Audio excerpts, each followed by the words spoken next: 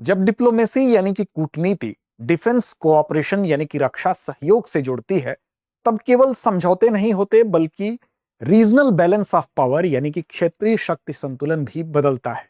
अब भारत और इंडोनेशिया के बीच में कुछ ऐसे ही समझौते कुछ नए परिवर्तनों की कहानी कह रहे हैं, क्योंकि हाल ही में भारत के प्रधानमंत्री नरेंद्र मोदी इंडोनेशिया की यात्रा पर गए हैं। तो आज के इस वीडियो के माध्यम से हम यही समझेंगे कि इस इंडोनेशिया यात्रा और वहां हुए कुछ प्रमुख समझौते क्यों ऐतिहासिक माने जा रहे हैं, क्यों महत्वपूर्ण माने जा रहे हैं। आपके एग्जामिनेशन के लिए भी यह खंड महत्वपूर्ण है। तो चलिए शुरुआत करते हैं और समझते हैं इस टॉपिक को पीएम के इंडोनेशिया दौरे के अंतर्गत।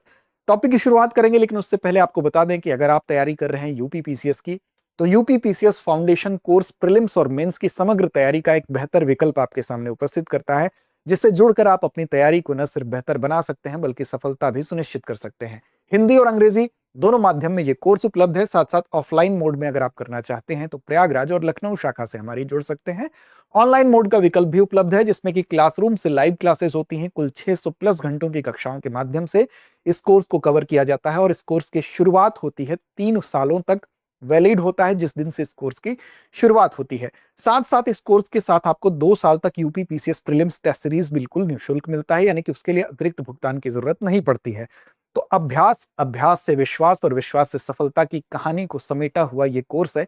इससे संबंधित किसी भी जानकारी के लिए अगर आप अतिरिक्त जानकारी चाहते हैं तो आप हमें कॉल भी कर सकते हैं 8750187501 पर।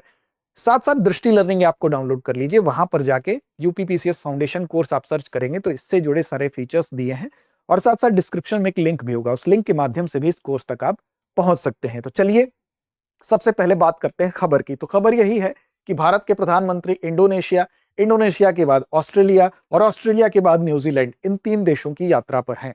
लेकिन आज हम जिस देश की यात्रा के बारे में बात कर रहे हैं वो है इंडोनेशिया। दरअसल पीएम की जो हालिया यात्रा है, इंडोनेशिया की आधिकारिक यात्रा है, उसके संदर्भ में 3 देशों की यात्रा का एक हिस्सा जरूर है, लेकिन यहां पर कुछ महत्वपूर्ण समझौते हुए हैं। 14 महत्वपूर्ण समझौते हुए हैं। वहां के जो राष्ट्रपति हैं प्रोबोवो सुबियांतो, वहां द्विपक्षीय वार्ता भी उनके साथ हुई है। और साथ साथ आपको बता दें कि जनवरी 2025 में जब गणतंत्र दिवस भारत में मनाया गया था, तो उस समय बतौर मुख्य अतिथि भी यहां पर आए थे। हम कह सकते हैं इसकी पृष्ठभूमि वहीं पर उसकी भूमिका तैयार कर दी गई थी। अब इन 14 समझौतों पर हस्ताक्षर हुए हैं। ये 14 समझौते विभिन्न क्षेत्रों से संबंधित हैं। द्विपक्षीय सहयोग की सबसे पहले बात करेंगे तो द्विपक्षीय सहयोग में रक्षा सहयोग की यहाँ बात की गई है। यहाँ समुद्री सुरक्षा, मैरीटाइम सिक्योरिटी की बात की गई है। यहाँ एग्रीकल्चर यानी कृषि की पर समझौते हुए हैं। यहाँ क्रिटिकल खनिज जो कि बहुत कम मात्रा में पाए जाते हैं लेकिन जिनका इंपॉर्टेंट रोल होता है आजकल मॉडर्न चीजों में, जैसे मोबाइल हो गया, जैसे आपके कंप्यूटर हो गए या आपके स्पेस टेक्नोलॉजी हो गए, तो क्रिटिकल खनिज को लेकर भी यहाँ पर जो द्विपक्षीय समझौते हुए हैं उसमें ये शामिल है। एआई को लेकर समझौता हुआ है, यानी कृत्रिम बुद्धिमत्ता को लेकर समझौता हुआ है। साथ साथ डिजिटल नवाचार को लेकर यहाँ पर समझौता हुआ है। साथ साथ बिल्डिंग कैपेसिटी यानी कि क्षमता निर्माण को लेकर ये समझौते हुए हैं। तो व्यापार और आर्थिक सहयोग भी कैसे बढ़े, इस पर भी बात हुई है।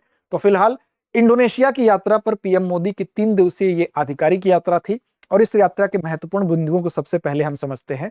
14 समझौता ज्ञापनों पर हस्ताक्षर के अंतर्गत, जिसमें कि रक्षा और सुरक्षा यानी डिफेंस और सिक्योरिटी के अंतर्गत रक्षा सहयोग का विस्तार करना शामिल रहा। मैरीटाइम सिक्योरिटी यानी कि समुद्री सुरक्षा शामिल रहा।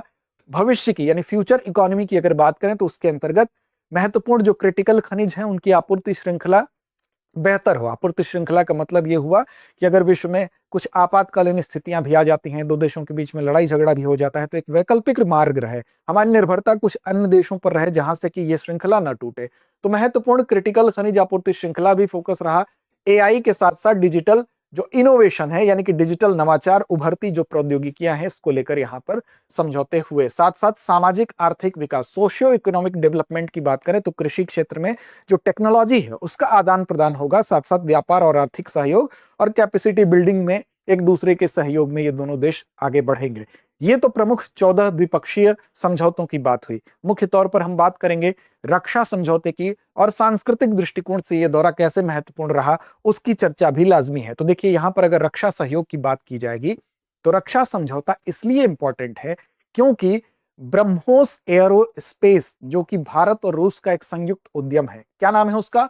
ब्रह्मोस एरोस्पेस, भारत और रूस के संयुक्त उद्यम, और साथ साथ इंडोनेशिया के रक्षा मंत्रालय के बीच में एक समझौता होता है। और इस समझौते के तहत इसकी अनुमानित राशि का खुलासा तो नहीं किया गया, लेकिन जो अनुमान डिफरेंट डिफरेंट जगहों पर अनुमानित राशि निकल कर आ रही है वो है लगभग 630 मिलियन। तो 630 मिलियन डॉलर की ये हम कह सकते हैं डील है, ये जो समझौता है। और इसमें फिलीपींस और वियतनाम के बाद, यानी कि दो देश पहले से ऐसे हैं जो कि ब्रह्मोस हमारे हमसे ले रहे हैं ब्रह्मोस मिसाइल। अब उसके बाद अगर आप देखा जाए तो फिलीपींस और वियतनाम के बाद इंडोनेशिया तीसरा ऐसा देश होगा जो कि हमसे ब्रह्मोस मिसाइल खरीदने के समझौते पर हस्ताक्षर कर रहा है। तो इसका मतलब क्या हुआ कि ये इंपॉर्टेंट हो रहा है भारत के रक्षा निर्यात के दृष्टिकोण से भी। और ना सिर्फ ब्रह्मोस बल्कि इंडोनेशिया रक्षा क्षेत्र की एक निजी कंपनी है जिसका नाम है रिपब्लिक कॉर्प।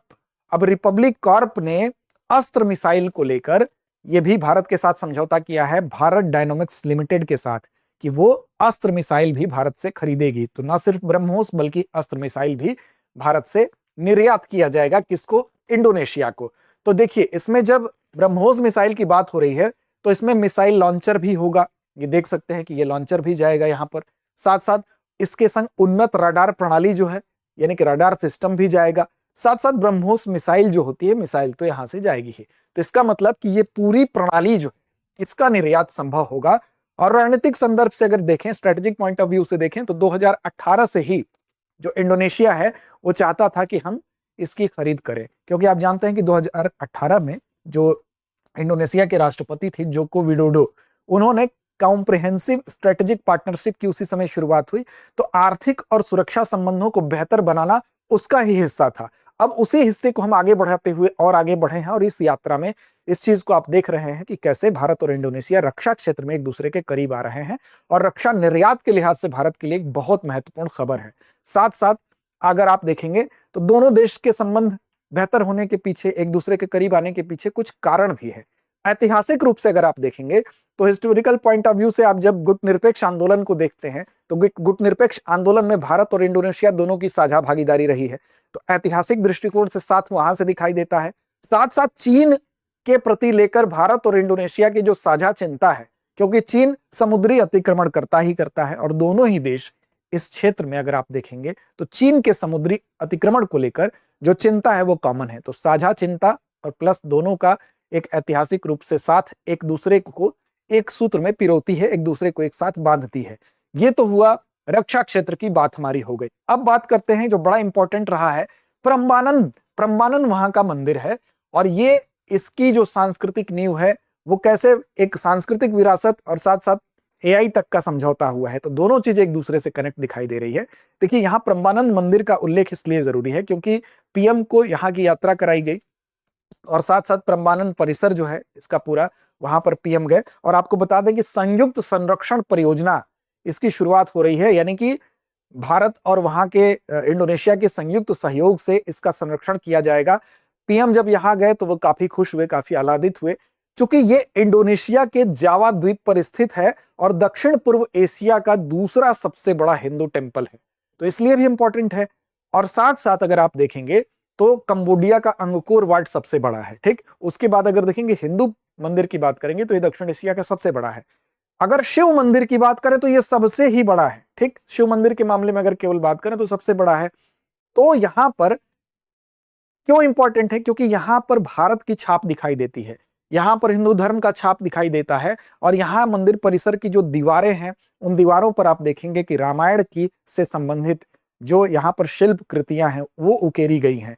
तो यहाँ पर इसको, इस मंदिर की अगर हम बात करें तो ऐसा कहा जाता है कि संजय डायनेस्टी जो थी, संजय राजवंश जो था, वहां पर 9वीं 10वीं शताब्दी के आसपास इसके निर्माण कार्य को शुरू कराया गया था। उसी के राजा थे रकाई पिकातन उनका नाम था, ठीक। तो संजय वंश के राजा रकाई पिकातन ने इसका निर्माण शुरू किया था। और यह हम कह सकते हैं कि भारत और साथ साथ इंडोनेशिया को करीब लाने में इसकी बड़ी महत्वपूर्ण भूमिका है। अब यहां पर अगर आप देखेंगे तो ये योग्याकार्ता के पास स्थित है, वहां पर एक जगह है जिसका नाम है योग्याकार्ता, उसी के पास ये टेम्पल स्थित है। और यूनेस्को विश्व धरोहर जो स्थल है वो भी घोषित किया गया था, कब? तो 1991 में। तो देखिए, भारत में भी मंदिरों को लेकर हम कह सकते हैं कि जो एक खिंचाव है बड़ा, हमारे यहाँ जो सबसे बड़े धर्म को मानने वाले लोग हिंदू लोग हैं, और वहां पर भी ये है, चूंकि इंडोनेशिया एक मुस्लिम कंट्रीज है, लेकिन उस देश के होने के बावजूद दो देशों को एक दूसरे से करीब लाने में इसकी महत्वपूर्ण भूमिका रही है। अब भारत और इंडोनेशिया दोनों मिलकर इस कल्चरल फाउंडेशन को क्या करेंगे, और ज्यादा डेवलप करेंगे। ठीक, तो इस तरह से इस मंदिर का भी एक इंपॉर्टेंट रोल रहा, जो कि सॉफ्ट डिप्लोमेसी, यानी कि हम कह सकते हैं कि ऐसी कूटनीति जो इसका इस्तेमाल किया जाता है, खेलों का इस्तेमाल किया जाता है, इस तरह के सांस्कृतिक धरोहरों का इस्तेमाल किया जाता है दो देशों के रिलेशन को बेहतर बनाने में। अब आपको यह भी याद होगा कि अभी आप देखेंगे कि जब गए थे पीएम वहां पर, तो पीएम को वहां पर सम्मान भी दिया गया। इसको अभी आपको सुबह कवर किया गया था। तो बताइए पीएम को भी इंडोनेशिया में किस सम्मान से सम्मानित किया गया? इंडोनेशिया के सर्वोच्च नागरिक सम्मान से सम्मानित भी किया गया है। अभी उसका भी जवाब देंगे, तब तक आप कमेंट करके बताइए। तो देखिए, ये साझा विश्वास यानी कि शेयर्ड ट्रस्ट को, कि प्राचीन सभ्यताओं का जुड़ाव 21वीं सदी की साझेदारी को भी वैचारिक दृढ़ता प्रदान कर रहा है। यानी कि एंशिएंट पीरियड से जो जुड़ाव है वो मॉडर्न एआई साझेदारी तक पहुंच रहा है। तो भविष्य की प्रौद्योगिकियों तक सांस्कृतिक सहयोग की यात्रा तय होगी। तो डिजिटल नवाचार और उभरती प्रौद्योगिकियों के अलावा हम कह सकते हैं कि जो कल्चरल फाउंडेशन है उसको लेकर भी दोनों ही देशों ने प्रतिबद्धता जो जाहिर की है, वो अपने आप में एक महत्वपूर्ण बात है। अब सवाल उठता है कि इस पूरे घटनाक्रम को देखने के बाद कि आखिर इसका इंपॉर्टेंस क्या है? दोनों देशों के बीच में ये जो बातें हुई है, रक्षा को लेकर जो सहयोग हुआ है, तो इसका इंपॉर्टेंस क्या है? तो देखिए, इंडो पैसिफिक रीजन भारत के लिए कितना महत्वपूर्ण है आपको भी पता है।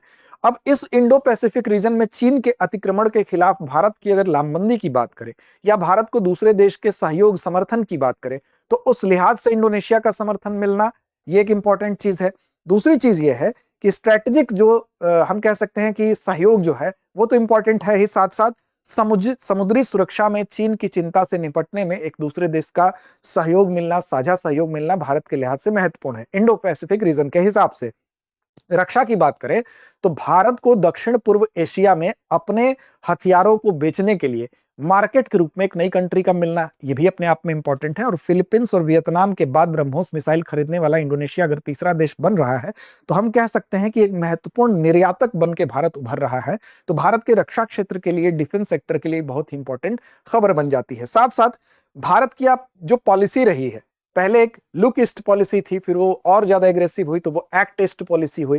तो एक्ट ईस्ट पॉलिसी को और हम कह सकते हैं कि मजबूती प्रदान करने की दिशा में ये यात्रा और इसमें हुए समझौते महत्वपूर्ण साबित होते दिख रहे हैं। साथ साथ आर्थिक और क्षेत्रीय महत्व को भी इनकार नहीं किया जा सकता, क्योंकि जो क्रिटिकल खनिज हैं उनको लेकर जो समझौता हुआ है, द्विपक्षीय समझौता हुआ है, व्यापार और निवेश को लेकर जो बात हुई है, कृषि और डिजिटल अर्थव्यवस्था को लेकर बात हुई है, तो ये कहा जा सकता है कि दोनों देशों के जो सहयोग हैं वो कई क्षेत्रों को आपस में समेट रहे हैं और ज्यादा मजबूत हो रहे हैं। तो मोटा मोटी चीन के बढ़ते प्रभाव को संतुलित करने में, यानी कि बैलेंसिंग चाइनाज राइजिंग इन्फ्लुएंस के तौर पर वैश्विक जो साझा चिंताएं हैं वो दोनों देशों को एक दूसरे के करीब लाती हैं।